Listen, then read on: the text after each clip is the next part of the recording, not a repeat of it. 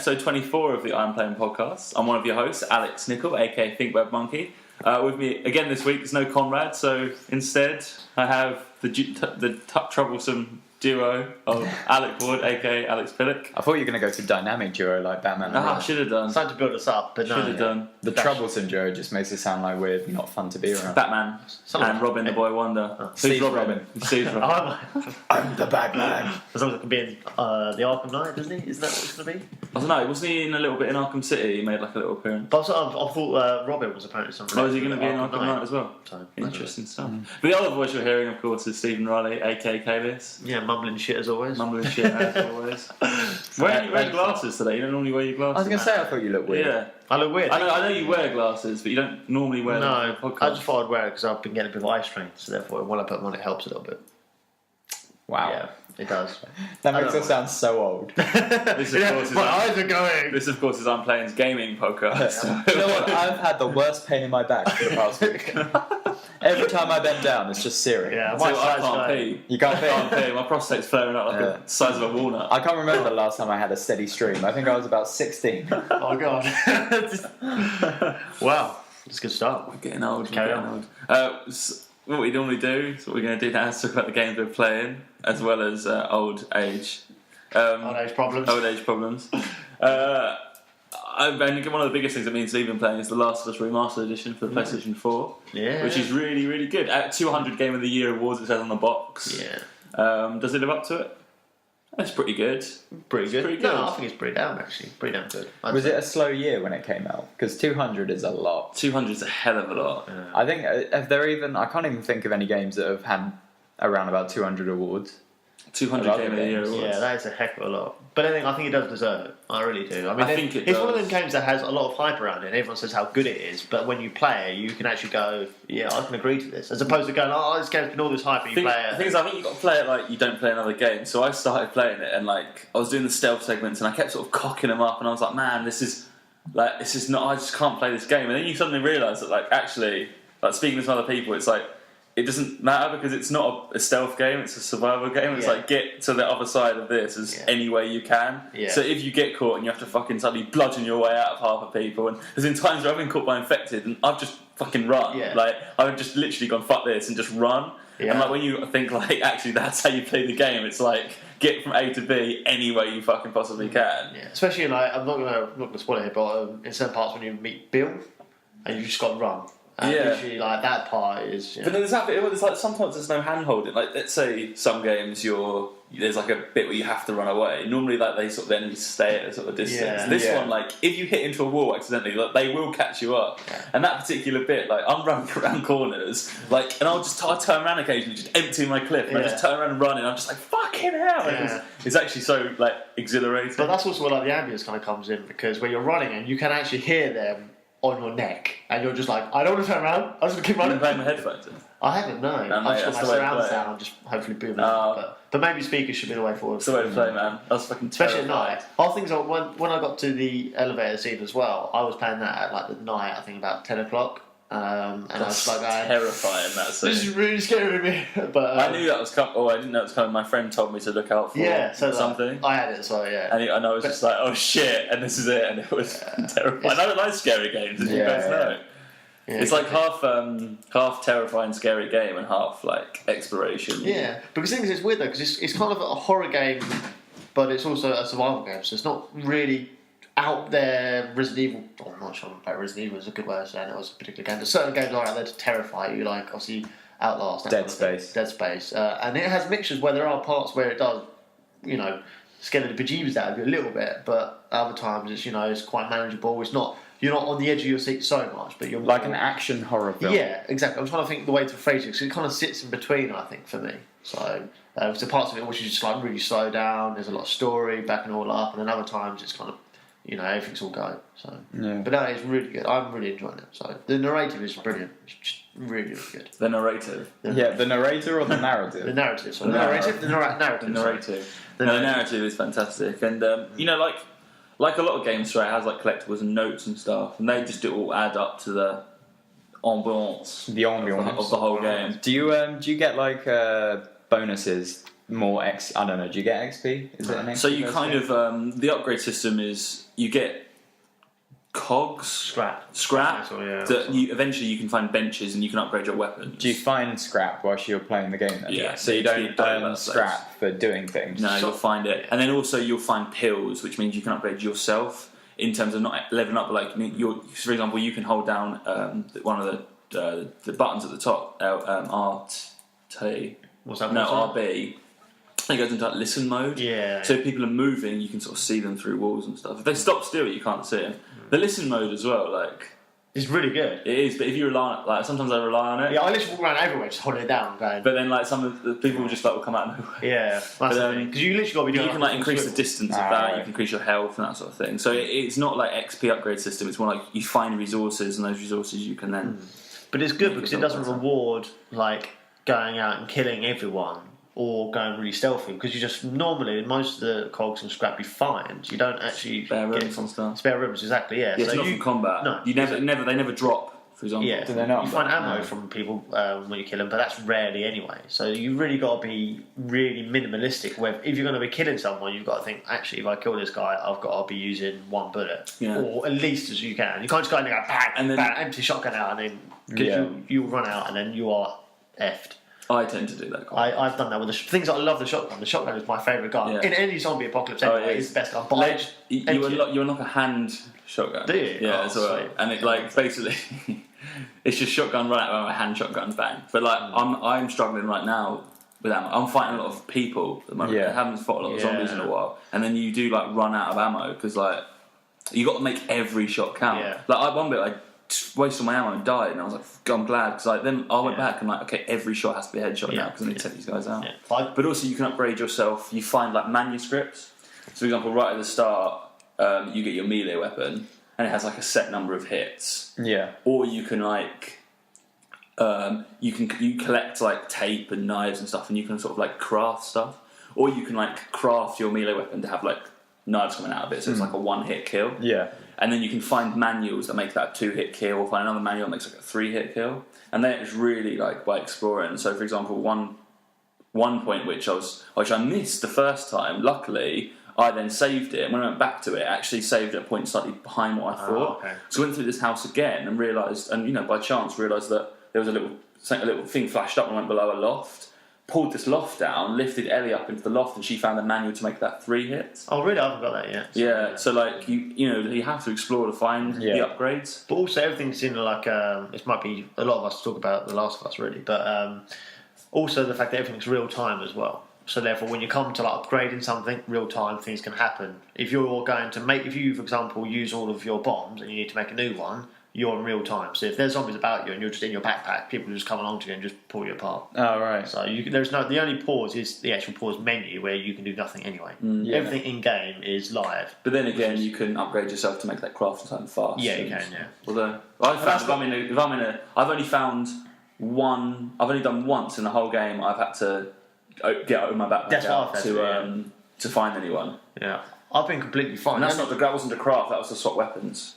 Oh, was it? The only time I had it was when I had to get my backpack, was when I was quite low on health, and I had a guy walking around a corner, and I was like going, heal, and that was it really. So, and then literally, but things are like, it's what I find as well is different is that the AI are quite clever anyway, and I'm playing on normal, I'm not playing on hard, and apparently they do get more, cleverer. I started on hard. Did you? Then realised that I don't know this game, and I'm just dying a lot. I'm going to chain it down I did to normal. I'm going to play it normal, and maybe a second playthrough I might crank it straight up, but and basically got to the point where like the AI are clever because they don't do the same routine sometimes. Like I had a save game where I was ran around a corner, I was hiding around a corner.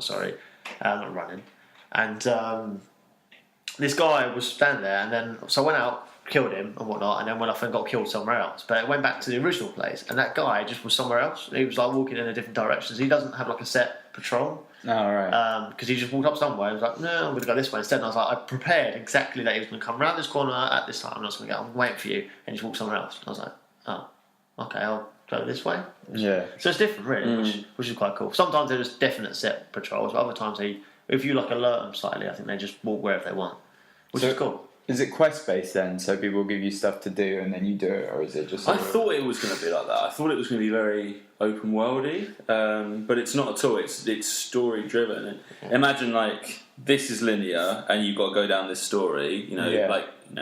It's linear, but this whole table, sort of like this whole table is the map. So you can go around. So it's a linear story, but that sounds a lot like the tunnels that it takes you down aren't corridors. It's sounds a lot like Sniper Elite in the way that it's like each mission is a set map, and you can explore the map and do they're like sort of optional objectives and that sort of stuff on the way.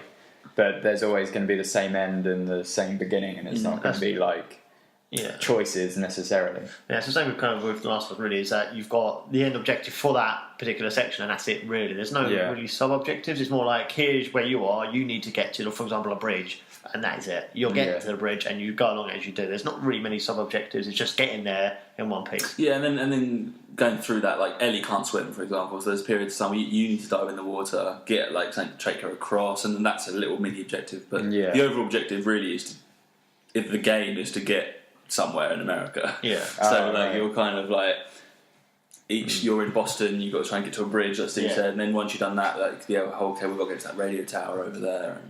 But I will say also is the graphics is really good. Like when you're motion capture is fantastic. Motion capture is fantastic. The graphics as well, especially like when you're towards the start of the game, where you really appreciate. Like where you're in this room and it's like thundering and rain outside, and you're just looking up against like the window pane, and the rain is just coming down, hitting against the window. And it's just like you're looking at it, and that's actually really funky. The lighting as well is just done really well with shadowing. It also kind of creeps you out as well at some points, but I've gone around a corner, I've seen my own shadow, and then that's just fine. So, no, it's really good, really beautiful looking game. So it's very. Is it better than the PS3 version? Would you say, like looks wise? I've never played the PS3, so I can't say. But I've seen comparison screenshots, and it does look a lot better. I'd imagine it looks the same difference between Tomb Raider. And Tomb Raider looked quite good, pretty good than the new one, so I'd imagine it's pretty much that. Yeah. Grass is a little bit more. Yeah, grassy. Stuff like Hair's a bit more hairy. Yeah, exactly. Yeah. Joel, I can say you can see like every hair in Joel's beard. You can, yeah. Like you can see it's glorious. All the little grey bits. It's glorious. Yeah, it is. It is glorious. It is an impressive thing. So basically, if anyone owns a PS4 and hasn't bought it, then we would probably strongly suggest buying it. Yeah, you should. You should. Because it is one of those where you have to play it, apparently, and it is. Apparently, it is. It is definitely one of those games. It's a fantastic story above anything else, and it really does pull you in. Yeah. Indeed. So, but enough about The Last of Us. Alex, you talk about something that you can. We could talk and talk. You want to talk about? Well, I guess I could talk about. I've been playing, despite my scathing. I'm sorry, I'm yawning. Oh my God, so unprofessional. So unprofessional. It's a Sunday morning. Bored. You gotta give me we are recording this on a Sunday morning. Yeah. And a raining Sunday morning in England. Yeah. So I've been playing. I wrote a rather scathing review of Crimson Dragon.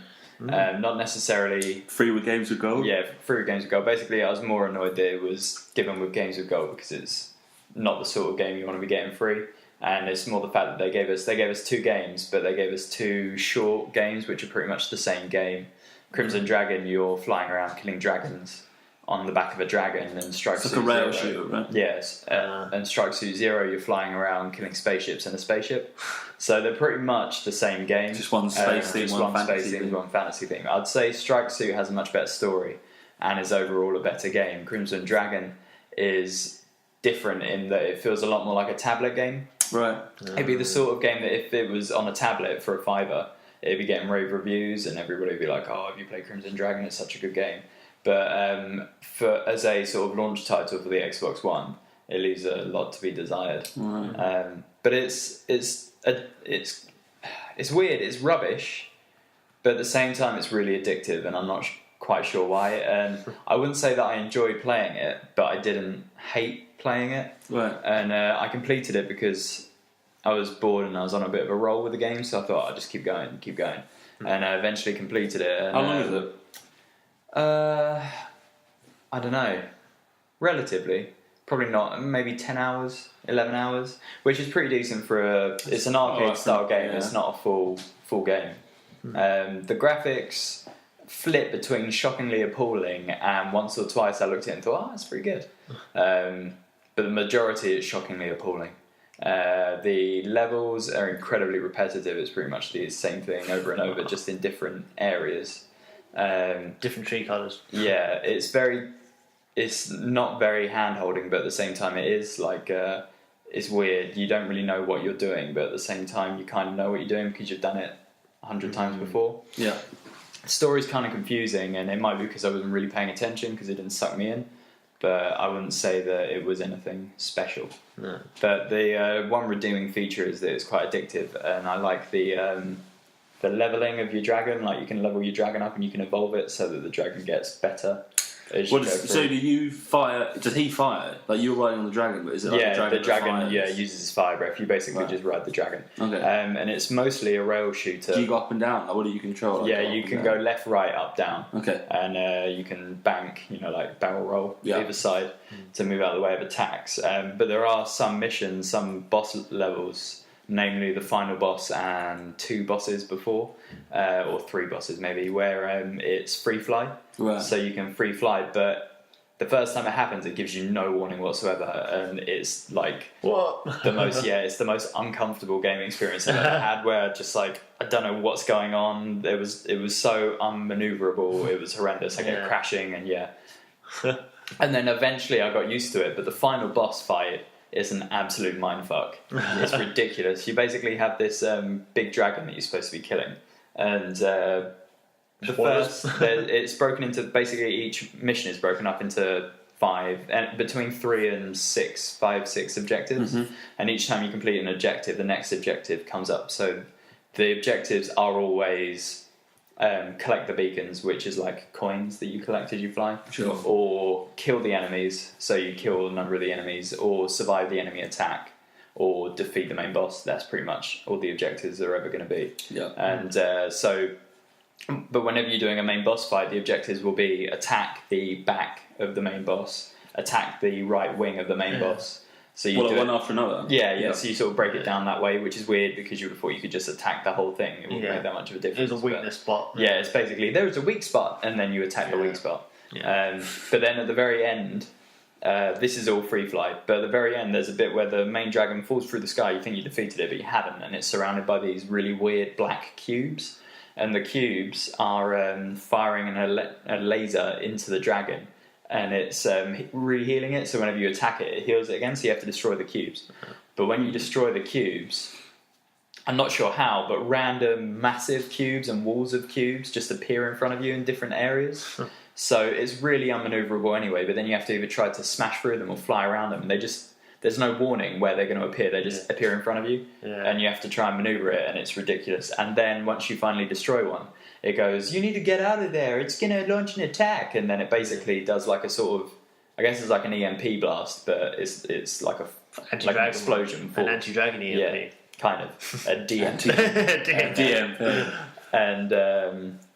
And basically so the explosion comes out, but it says you need to get out of there, and you try, but no matter how you try, you can't seem to get away from it. I flew for miles away from the main enemy, but I was still getting hit by the explosions on the way, and then I died, and you have these regeneration cubes, so I used the regeneration cube, but then it spawned me again inside the explosion, so I carried on being hit by the explosion, then died again. Wow. I was like, it's just a really sloppy game for a launch. Right. But it was playable. Yeah. Also, you didn't pay for it. I didn't pay for it. I didn't pay for it, so it's fine. But still, everybody says, "Oh, you didn't pay for it, so why are you complaining?" Which is fair enough. I didn't pay for it, but I am paying £40 for the service, a year for the service. And whilst it's a free game, I don't want to just keep giving shit. Because what's the point? Because technically, those should be the games that kind of go, "Oh wow, these are the ones that are coming out. It's pretty decent, isn't it?" Should be exciting. I mean, I think PSN got pretty good this month. We got Fez and No Man's Road. No Man's Road. I haven't played No Man's Road. I haven't yet. No, but I don't know about that. Fez is a pretty decent great game. That's a game that you'd like to get for free. Exactly. And last month we got Guacamelee. Yeah, exactly. Which was a really game. That was perfect. That's exactly what you want. And to go from, we got Max, which is great, Guacamelee, which is great, Crimson Dragon, and Strike Suit Zero, which, to be honest, I had Strike Suit anyway. Strike Suit's an alright game. Yeah. But together, they don't Don't add up for a whole worth. month's worth of fun. Exactly, yeah. To And bring you in, it's not those two games are the sort of games I might have wanted in, say, September or October, when there's tons of new games coming out anyway. Yep. So I can sort of flit in between for a break. Because it's not the ones that you want in August where they're shit all. No, that's the thing, because they're technically, like, I see them as ones that kind of like fill in for when I've not got new games. So obviously when I was Battlefield Mental, then of course that kind of wore off a little bit, and then of course the free games for PS Plus are the ones that you want to go, oh cool, and they fill in for the Play next them game. for a bit, yeah. Now Last of Us comes in, I've kind of not touched anything else besides that. And, I've got so many. I just think about it. I've got so many freaking games that, like, now they do all these free stuff. But I still haven't played Stick It to the Man. Have you not? Still haven't played that. What did we get last month? Pixel Junk Shooter, and what was the other one? Because I don't think I played that. Do you know what? I can't remember. I don't think I played that. Like, Have you been getting the free 360 games as well? No. You should, because there's been some really good ones on the 360. I always forget. My golf ran out. Oh, is so it? I did it. I always forget to check. What's there this month on 360? Motocross Madness, which isn't that impressive, and there's another one which is quite good, but that's coming out in the second half. No, because I've been playing my 360 quite a bit lately. Yeah, I saw that you were playing Minecraft. Because I've been playing Stick of Truth, which you talked about last time, and then this, like, I've been playing just Minecraft again relentlessly. Yeah. It's so much fun, man. Yeah. What one? Just the 360. Oh, 360. Oh, right. Like, I had a few guys that come around at the weekend, and stuff we built, man. So it basically started off that Fun was bored, and while we were probably eating some food, each one on Minecraft built like a Roman temple. We came back and we were just like, okay, we'll do some stuff. I built a waterfall of cows, so it just cows constantly fall out of dispensers at the top. Around that, we've got this amazing fortress. It's got a dock, a lighthouse, big tower. Within that, and then you've got like a stables. That's incredible. And then the other day we went on there, built basically our version of Tower Bridge, this colossal bridge. Raining outside, and then there's a little tower. Lucy built a little enchanted tower, and now we've also made a rail network that links everything on our map under the ground. We made this epic underground system. Oh, that's amazing! But because we've done powered tracks, we've done on creative mode. Yeah. Like, we can put a track there and it will just keep going. So if you go down there, the trains do just keep going around, and you can just jump on. I bet it's more efficient than the London Underground. Yeah, man, it is. There's only 3 stops. That's what's going to be saying. Tower Hill, because there's the tower. There's Temple, because one of the stops is the Roman Temple, and then there's Elephant and Castle, because that's the last. The last stop. We should do an elephant. Yeah. That's going to be so good when it comes to next gen, though. I think that's the one that's raving about, really. Yeah, I'm looking forward to PS4. But I mean, like, in terms of the build, it's not going to be. The graphics aren't going to be better. But, like, when you zoom out on the 360, right, you can see a square. On the PS4 and Xbox One, you'd be able to see the whole map. Yeah. On Vita, it's going to be cool to play it on the way to work. But, like, again, that's going to be basically the same as the last gen versions. Yeah. Also, just going back on the proof point on the PlayStation games for July, it was actually Tower Force Ascension. And Strider. And I played Strider for a little bit. Sorry, I couldn't be bothered with it. Yeah, I played a little bit, but it got really boring. Didn't you play the demo? I reviewed the demo. I basically played up to the. No, actually, I played the demo. I couldn't even get up to the demo bit on Strider because there was a bit where I didn't know how to get past, but I did it on the demo, so I got confused. I was like, okay. And Tower 4 Ascension, which is basically just a LAN, like you need your friends around playing on a sofa kind of game. And Tower 4 Ascension, yeah. Which I played a little bit of single player. And I haven't played that at all really because it's like you need 4 controllers. Single player is just not quite the same. So, but that's cool anyway. But sorry to take you away from Minecraft. No, it's fine. I mean, speaking of old games, again, I've been playing like Vita. I'm playing Uncharted Golden Abyss on the Vita, and I'm not going to go too much into it. It's a really, really old game, and I came out launched with the Vita. But considering Uncharted is going to be coming out on PS4, I haven't played any Uncharted games. If have I. So. Wanted to get into it. I gave it a try when I first got my Vita, but the thing is, I played it and was just like, okay. But there was like a load of other games I wanted to play. Yeah. But I'm giving it a chance now. And like it is actually a really good game. Like the characters are well done, and you can see so much correlation between The Last of Us and Uncharted. Yeah, made by the same. Yeah, made by Naughty Dog, right? Yeah. It's just little things like the way that you boost characters up onto ledges and stuff. Like like there is stuff that's like the same. It's good to see that same developer. Yeah, that's really interesting, and it's fun to play. I'm really enjoying it. Yeah, in case anyone thinks that we're being PlayStation people, but things like we missed out on the PlayStation thing, that's why we haven't played Uncharted and that kind of thing. Well, people might go like, how have you not played Uncharted? And you're like PlayStation 4 players. It's like, well, no, because we came from 360. And 360. So the boys 60. Yeah, the boys 60, which is... Boys 60, 360. If I people think like, the hell, you can't even call yourself a PlayStation game. It's like, well, I'm sorry. So I went PS2, 360, Xbox One. I went PS1, PS2, 360. Oh yeah, I went PS1, PS4. Because 360 was the better console. I'm just going with what I personally think is the better consoles, and 360 nailed PS3 to the ground. If I had both now, I think PS3's caught it up with all the games they've given, because basically every game worth playing they've given away on the PS3. Yeah. Especially like with Crysis being... Crysis, they've got Bioshocks, Battlefield, everything. Literally everything. Yeah. See, one thing I started off being a Nintendo fanboy, and then like even though people were going, PlayStation's got better graphics and the flat N64, and I was like, no, Nintendo's way better, we've got Super Smash Bros. and like that, and then things have changed. I wouldn't mind a Wii, but... I think the problem with Nintendo is that they had their golden era, and instead of sort of developing with the times and making new games, they've just stuck with the golden era and just made the exact same games. Yeah. So like where Mario was amazing at one point, now it's just like Mario 55. Yeah. Mario goes to the shops. The things are the ones that still stand Mario out. Accountancy, like on Blood Video. Yeah. Exactly, but things like that though, they should just develop. I mean, I love like Mario Sunshine, that was great, and things like that should just stay with you because they're the memories. They shouldn't start trying to recreate all these games. And Wind Waker as well was fantastic, and now they're just, here comes another Wind Waker. Similar Wind Waker. No, they remade Wind Waker. They did actually do another one, yeah. So fair enough, you've got like doing remakes of Tomb Raider and that lot, but they really just need something new, something out there which should bring it in really. Because they've got to. The Wii did really well, that's the thing. Yeah. The Wii did really well. The Wii did really well. The Wii U not so much. No. But the thing about it's a very family orientated console, I would say.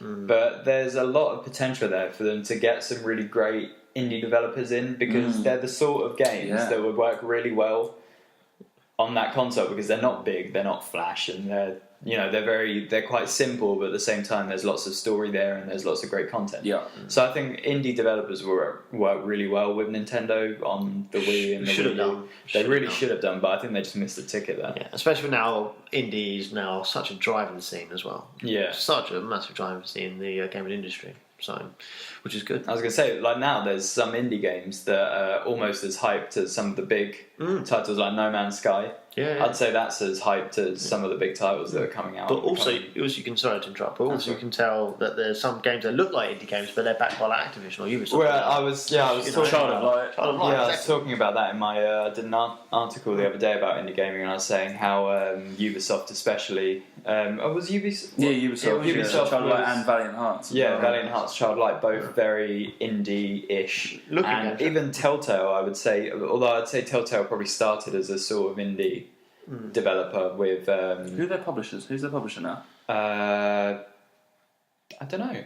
Is it them? Do they publish their own? I don't know. I don't play Telltale games. Give it a go. Ashamedly. I don't. You don't play Telltale games? No, because I just haven't got into them. Have you? Oh my god. I know. Play Wolf Among Us. I reckon you really like Wolf Among Us. That's what I keep hearing people raving about that as well. Yeah, I'd say The Walking Dead is better, but as somebody, because you're not that much of a Walking Dead fan, are you? Like, you like it, but you're not. I'm going to wait until the Game of Thrones ones come out. Yeah, and Borderlands. I'm going to play the Borderlands and Game of Thrones ones. You'll love Borderlands and Game of Thrones, and then I reckon you'll love it so much that you'll go back and try Wolf Among Us. I played episode 1 of the Walking Dead. Yeah, it was good. It's good, but it gets so much better. Like episode 1 is nothing compared. Episode 1 is like fucking is boring as hell compared to the latest episode that they've just released. Where like at the end of the latest episode, I literally just sat with my hands on my head like this for about 5 minutes, just thinking, what have I done? I have screwed it up so bad. Just where the decisions I made, like at the time, they seem like really little decisions, and you think to yourself, that's going to be fine, that'll work out, that's going to be fine, that won't be a problem. And then at the very end, they all just build up into one big shitstorm, and you think to yourself, why have I done this? There's something under Telltale's Tales from the Borderlands, a Telltale. Yeah, that's what I'm talking about. Yeah. The Borderlands one, I'm going to go into the Borderlands one. Give it a Wikipedia. Because Telltale, I thought that Telltale had been around for years. I thought that they did the original Monkey Island games. They did Sam and Max, was like this. Yeah, Sam and Max was their first one, but I think they were part of LucasArts, and then they branched off because LucasArts made the original Monkey Island. Did they do the Wallace and Gromit games? I don't know about that. You know the ones that came out, the episodic Wallace and Gromit ones? I don't know. We'll have to check it out. Well, they did do Monkey Island. But they did the episodic remake of Monkey Island. Yeah, they made the Jurassic Park. Jurassic Park and Back to the Future were the first two that were really popular. But they didn't make the Wallace and Gromit. No. So still some very good. Does it say who publishes? I think they might just. Does that say Lara Croft? No. Oh, Law and Order. Law and Order. Yeah. Law and Order. Lara Croft. Yeah. No. Well. No, they're a good studio. Yeah. But yeah, so like I'd say their games feel very indie in style and just I think the thing that I love about indie games is is how much love and time and effort goes into these games. Like you can really tell that the games are almost an extension of the people who made them. Whereas when you're playing like Assassin's Creed for the 25th time, what is it? Assassin's Creed like 7 or 8 now. Yeah. They are games with personality. They're just like there's no personality to those games. They're just almost carbon copies of the other ones, and you don't think to yourself, the developers must have really enjoyed making this game. You just think to yourself, the developers are probably thinking, I can't be asked for this anymore. This is like the 8th time I've made this game. I don't want to see this character anymore. I don't want to see this the way he moves up the walls must make you feel sick because you've seen everything. For hours and hours and hours. How can this guy assassinate someone? I know, I'll just copy and paste it from the previous game. It's like Assassin's Creed 3 was kind of cool. We'll just do that. Speaking of copy and paste, off topic.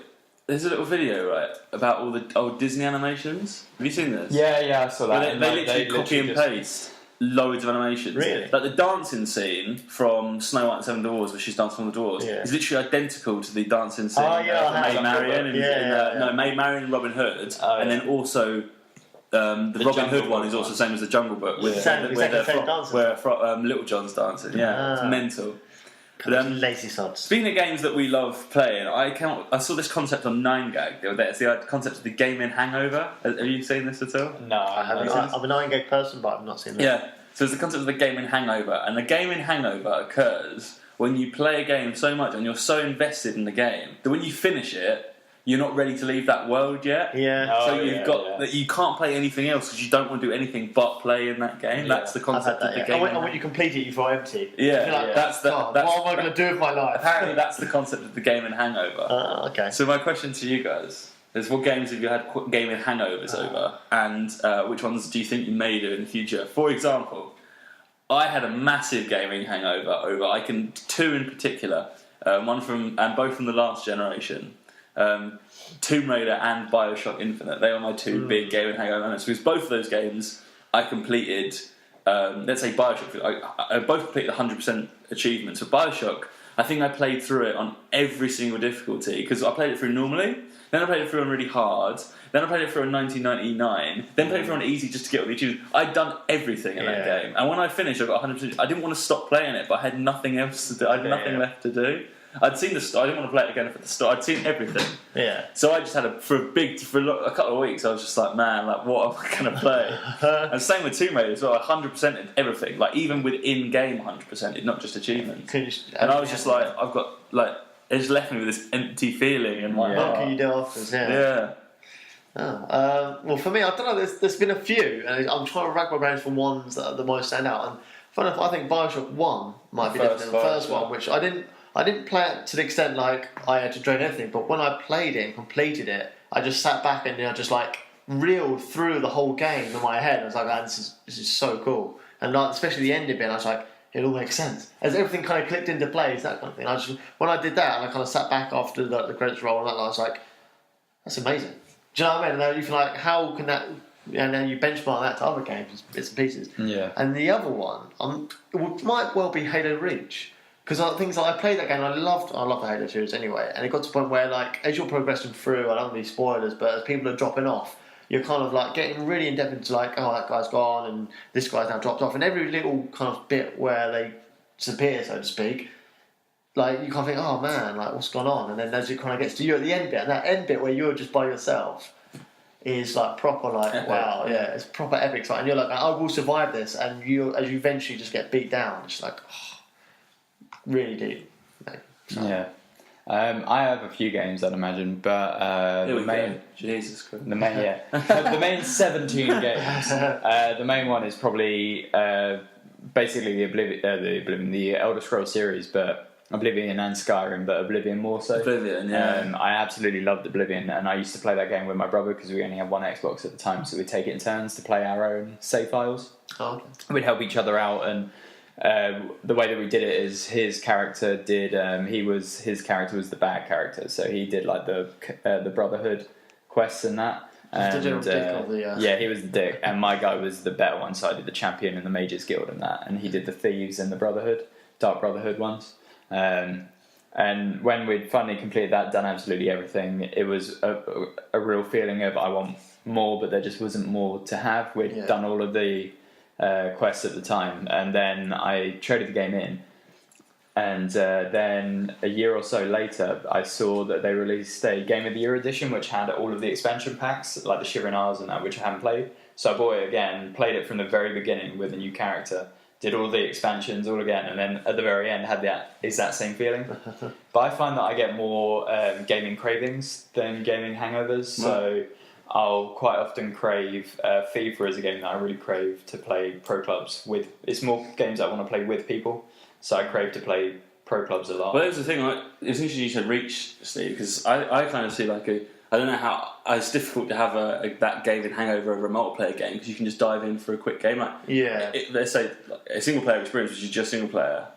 You can get everything out of it, and there's nothing more to do. Tomb Raider's different, but the Tomb Raider multiplayer is shit. Right. But like Halo, for example, just when you said about the story, considering you can just dive into the multiplayer. You can do, but I was thinking like, the actual story itself was the thing. Like when you witness it, you go through it, and you kind of think, "Oh man, this is pretty cool." And then that's what I mean, because then you can't really, as I think other people say as well, is that when you play a game and you complete it, you kind of don't sometimes want to play a game again because you kind of think, "Well, actually, I've experienced it then." And you've witnessed it, you don't want to just like change it, or because you've had your experience with it, and that's how it is, and you enjoy that. If you kind of go back to it later on, you think, oh well, is it going to be the same, and that kind of thing. So there are very few games that I am happy to replay. Skyrim and Elder Scrolls are two, just because you miss so much when you're going through, so it's quite easy with those sort of RPGs to go back and play again. The Walking Dead games, because Telltale games. Because they make the choices make the game so different, so it's easy to go back and make a different choice. But then sometimes it's ruined because you know what the outcome's going to be of what choices you make, so it's not quite as much fun. I get what you mean, yeah. Yeah, but I mean, I still get gaming cravings to play Left 4 Dead with you guys, like the good old days when we used to play. At sixth form, we'd just talk about Left 4 Dead the whole time. Strategies, how to survive the hospital room. Yeah. We need to do it properly, man. You need to be in here. Someone get the minigun. And like the amount of times that we'd just sort of talk about it for most of the day, then go home and then play it for most of the evening. It's like that was a special game. Yeah, that was a special game. I think Left 4 Dead is probably my favourite multiplayer game of all time. Yeah. Definitely. So what games come out do you think you're going to lose yourself in? And I mean, Last of Us, considering how it ends, I think I could see myself playing that a few times over. Yeah, but it's still going to be a game where you've played it and you think, oh, it's just like incredible. I think a game I'm going to play a lot coming up, and I might even get a big old hangover when I sort of finally do all that. It would take a long time to do, but actually Diablo on the consoles, because I got a bit of a hangover for Diablo when it came out on the PC. So I think on the consoles, it's an environment where I'm more comfortable playing it as well, and I'm just smash that. You can play it with mates, you can play it on your own, just smash the shit out of the game. I think when I've done that and I've played a few characters, I'm just be like, man, I just need more like story from Diablo, because yes, you can keep playing it over and over again with different characters, but like it's like the levels and stuff. It's just like, oh man, like it's the idea. Like I think the hangover is, for me personally, would be the experience of when you first go through an area. Where, do you know when you witness playing through a level and if you play it again, you've already done it, so you've lost that first sensation of coming across it. And therefore, when you've played it and you've gone, oh man, that was incredible, and you go and play it again, you think, well, actually, it's really good still, but it still doesn't beat that first time you've done it. So that would be the hangover, playing it, the second playthrough is the hangover for you. Exactly, yeah. I can see you've witnessed it the first time, you've got everything out, and you think, oh, everything's new, everything's novel, and you're like, oh, this is incredible. When you go back at it again, you're like, oh, this is really good still, but you've lost that first wow factor sometimes. Yeah, I see what you're talking about. I get what you mean, because I think I'm thinking this with The Last of Us, like I definitely want to play it again, but I'm just thinking of playing it again, like first of all, just a normal, because then I know the controls, I know how to play the game. Yeah, I can appreciate the first few levels as I go through it. Exactly. Yeah. Whereas like when I was like kind of bumbling, but then maybe that's part of it. You're sort of bumbling your way through the first, like shit, what's going on? Because you don't know how to play it yet. No. Yeah. But you do lose that first experience, and it won't be as scary and stuff. Like, it still will be, but it won't be as. Especially the first scene is like, it's quite emotional, that first scene. Yeah. The first the first section of the game is really deep, you know. Incredible. So I think for me, my next two hangover games are probably going to be Destiny and Inquisition. Inquisition, that's a really good one. I was thinking of Destiny, but I think for me, I think, unlike Steve, I think multiplayer suits me. Like the reason Yeah. Bioshock was such a big hangover that I'd done everything. There was nothing more to do in it, like literally nothing more. It was like I think I'm satisfied with if I dip into a bit of multiplayer and just play the game for a purpose. There's no purpose in playing the game again, but if you play multiplayer, at least there's some sort of purpose. Yeah. But I think Destiny's a big shout. But Dragon Age Inquisition, definitely. Yeah. The first Dragon Age was like actually thinking. Yeah, about the first Dragon Age was incredible. But the first Dragon Age game for me was like when I was playing it, and for the first like I don't know few hours, I was just like, I'm just not enjoying that game, and all of a sudden. You just find yourself like yeah. totally engrossed in what it is, and it was just incredible. Well, things again like that is difficult because the way it starts, and you start off pretty crap. You haven't got the best skills, and that's what kind of thing slows the game down a bit. But when you do progress, you kind of get the new abilities. I can actually feel like I can kick someone's ass now. Yeah, that's when it kind of goes wrong. Yeah. And it was an RPG like I'd never played before. The way that you interact with the characters and the other characters and the members of your party, that was completely alien to me, coming from games like Oblivion. So yeah, I'm definitely looking forward to Inquisition. Hopefully it's much more like the first Dragon Age than the second Dragon Age, but they have said that they're going to be taking sort of inspiration from both. But this is BioWare, so I think they actually will listen to the community. I think a lot of their decisions are based on what the community want. I think they're not someone who develops it for. They want to develop a game for themselves, but I think they also want to do it for the fans. Yeah, BioWare seem pretty good. They seem pretty switched on. They're quite switched on, yeah. I don't know. They majorly cocked up with Mass Effect 3, like the ending of Mass Effect 3. The ending, yeah. But then on DragonAge 2, they sort of did the same, and then they fixed it for Inquisition. Or seen it. Well, they're saying that they fixed it, but then we don't really know until we've played it, so we'll see how it goes. Pressure's on. Pressure's on. It's I think the first Dragon Age was very un-Western, and then the second was incredibly Western, like the most westernized RPG I think is on the face of the planet. Was it made by the same studio? Yeah, both made by BioWare. Both made by BioWare. Developed. Because BioWare got different studios. It's like 2K, isn't it? 2K Europe, 2K in South America. I think it's made by BioWare, okay. and then both published by EA. I think. Okay. I'm pretty sure. Cool. Yeah. Move on to the news though. Well, as we come towards the end, do you want to talk about the news points? Which we can, to be honest, we can wait. These can be talked about before, just stuff like Gamescom and updates, or we can move on to a Conrads Convo. Should we move on to a Conrads Convo? And just, we can talk about Gamescom, because Gamescom hasn't happened yet. That's not lucky. No, when's Gamescom? Oh, okay. What? When's Gamescom? Gamescom's the next couple. I think coming up in the next couple of weeks. Yeah, so we can talk about it. Next time. Plus, if we do talk about it, we can talk about stuff from the event. At the moment, there's just sort of some games that are going to be there, which is a fairly generic list. Yeah, I was going to say, like, from looking at that list, it just looks like games that you'd expect to be there. So I have two questions on Conrads Convo. Conrads Convo, of course, is our conversational segment of the podcast where normally Conrads, hence why it's called Conrads Convo, will ask us each a question that we have to answer within a minute. In the absence of Conrads, I, Alex Nicol, have taken on the mantle of Conrads' conversational expertise to ask both Alex and Steve a question. Who went first last week? I went first. I always go first, but Steve can go first. I'll go first this time. But so Steve's going to go first this week.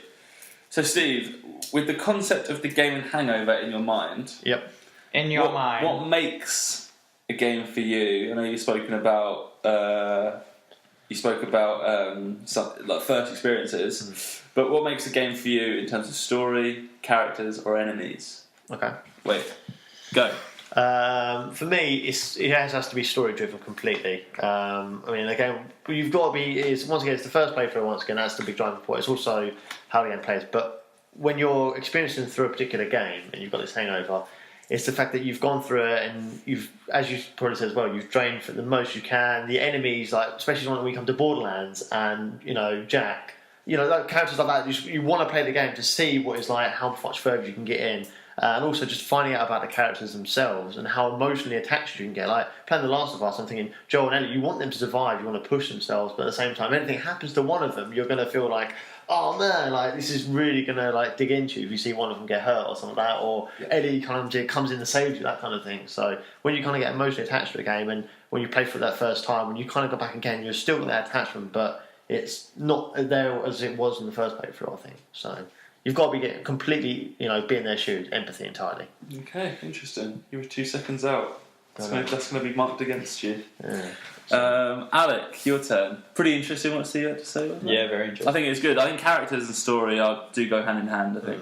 But then interestingly, I think enemies, I think obviously that all goes together. I think characters, for me personally, is probably the things that make it. If I put those characters in a different situation, throw them around. But I think you are right, that first experience. So it's also a good bad guy, like I said. Good bad guy. Like Clickers are pretty cool. When you come against them, you're like, shit. Yeah. So, but zombies are always good fun, right? Yeah, true. Yeah, shotgun and a zombie is having a shotgun, like I said, taking that to a zombie's head there's nothing more rewarding than just going boom, and just seeing them fly back in like half. You're like, yeah, Got me. yeah. So Alec, moving across to you right now. Are you ready? I'm ready. I was born ready. How long? So speaking about, what did we speak about, which is relevant to Let me just consult the list. other things such as Gamescom coming up and the likes? How long do you think that games should be announced before release? Why? How long do you think games should be announced before they're released? What do you mean by announced? As in, we know lots about them, or literally like the Halo teaser? Anything. How long do you think they should be announced? Okay, go. Go.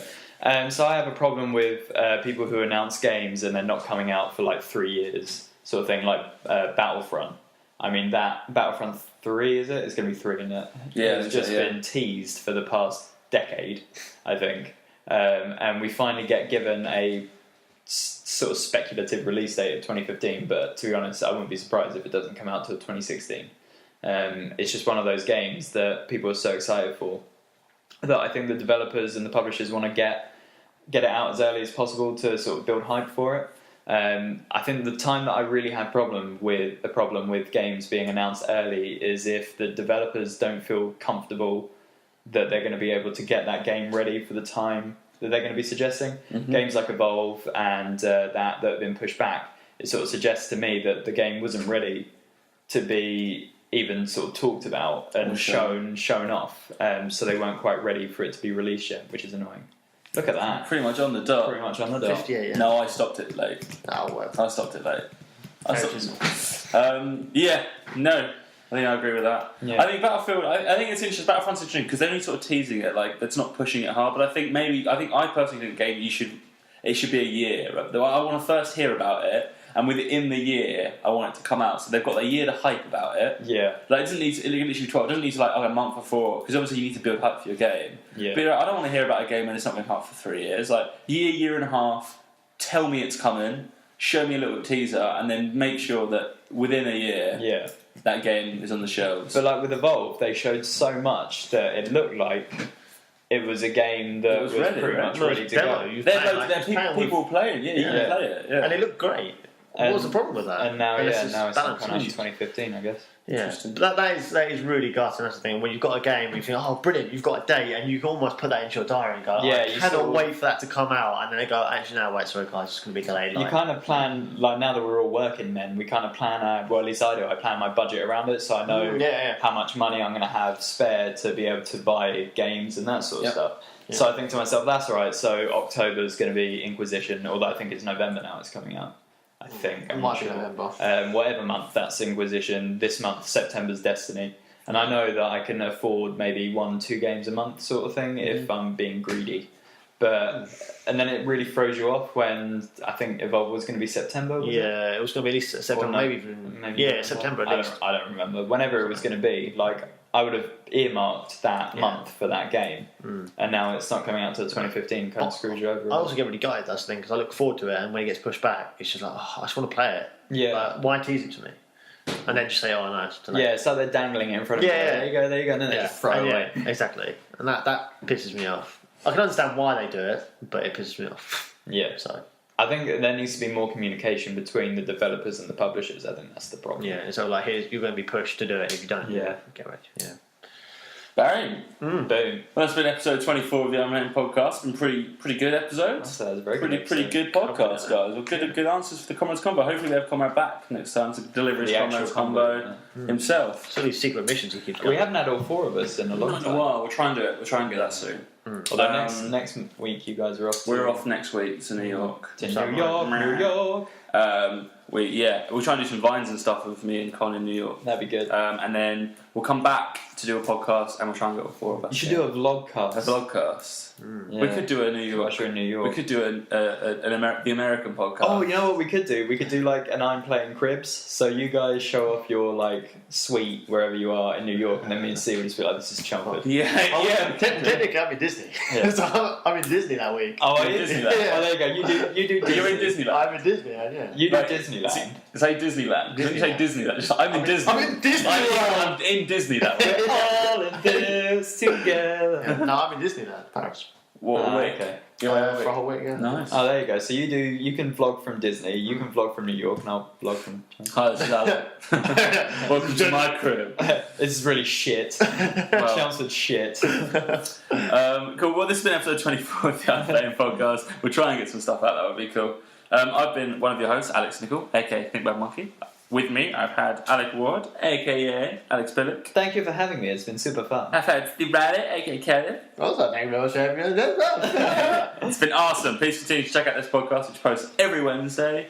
Well, At some point.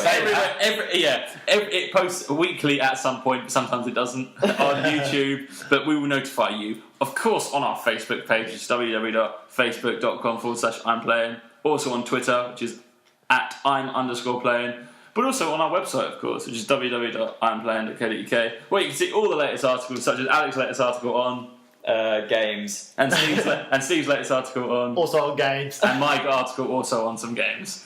Thank you very much for listening, and from everyone here, goodbye. Bye. Goodbye. Bye.